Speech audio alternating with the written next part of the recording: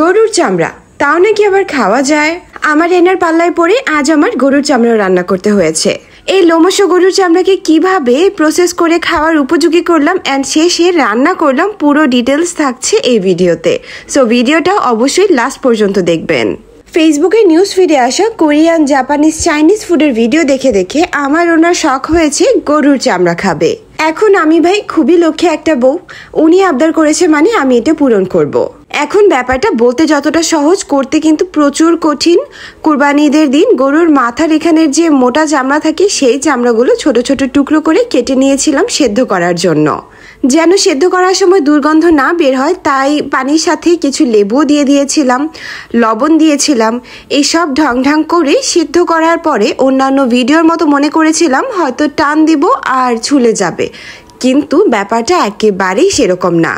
এই চামড়া থেকে উপরের লোমের লেয়ারটা ফালানো প্রচুর কঠিন। আমি জানি না ভিডিওগুলো কিভাবে বানায়, ওখানে দেখলে মনে হয় যে জাস্ট সেদ্ধ করে উপরের পরতটা ধরে টান দিলেই উপরের সাইডটা সুন্দর হয়ে উঠে যায়, বাট একেবারে তা না।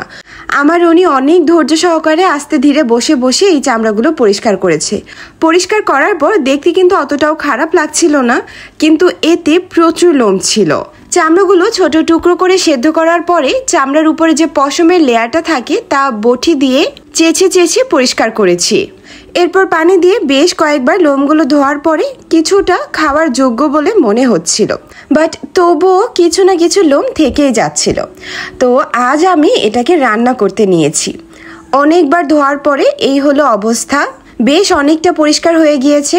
আর একটা জিনিস নিয়ে আমি খুব ভয় পাচ্ছিলাম, তাহলে এর থেকে না যেন বাজে স্মেল আসে, বাট একেবারে কোনো স্মেলই আসছিল না। এখন এগুলোকে ছোট ছোট টুকরো করে কেটে নেব। আমি ভেবেছিলাম হয়তো নরমই হবে, ছুরি দিয়ে কাটা যাবে, বাট ছুরিতে একেবারেই ধরছিল না। তারপর বটি দিয়ে ছোট ছোট টুকরো করে কেটে নিয়েছিলাম। এই যে কাটার পরে হলো এখন এই অবস্থা। লিটারেলি প্রত্যেকটা পিস আমি আলাদা আলাদা করে ধুয়েছি। আমি মেক শিওর করেছি যাতে একটা পশমও না থাকে।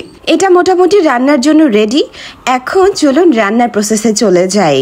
এখানে আমি পেঁয়াজ কুচি করে নিয়েছি আদা বাটা, রসুন বাটা। আমিও যেহেতু প্রথম এটা আজ রান্না করছি, সো আমিও কিন্তু অনেকটা কনফিউজড ছিলাম, বাট ভেবেছি গরুর মাংস যেভাবে রান্না করি সেভাবেই কষিয়ে রান্না করব। আমার হাজবেন্ডের মাঝে মাঝে এরকম উদ্ভট জিনিস খেতে ইচ্ছে করে। এনার কপাল ভালো যে আমার মতো একটা বউ পেয়েছে যে যেটাই বলে সেটাই রান্না করে দেয়। আমি কিন্তু লিটারালি এগুলো টেস্ট করেও দেখি না। এই গরুর চামড়ার টেক্সচারটার কথা যদি বলি তাহলে আমি বলবো যে গরুর হাড়ের সাথে যে রগগুলো লেগে থাকে অনেকটা এই রগের মতো টেক্সচার ছিল। আর একটু অপেক্ষা করেন, এটার টেস্টটা কেমন ছিল সেটা শুনলে আসলে অবাক হবেন। আমিও কিন্তু প্রচুর শকড হয়েছিলাম।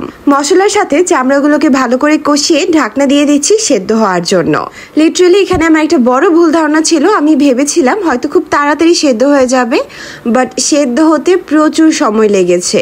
আমি যদি এমনটা জানতাম তাহলে কখনই এরকম কড়াইয়ে বসাতাম না, আমি একেবারে প্রেসার কুকারে বসিয়ে দিতাম। আপনারা যদি রান্না করার কথা চিন্তা করেন তাহলে আমার সাজেশন থাকবে অবশ্যই এটাকে প্রেসার কুকারে রান্না করবেন।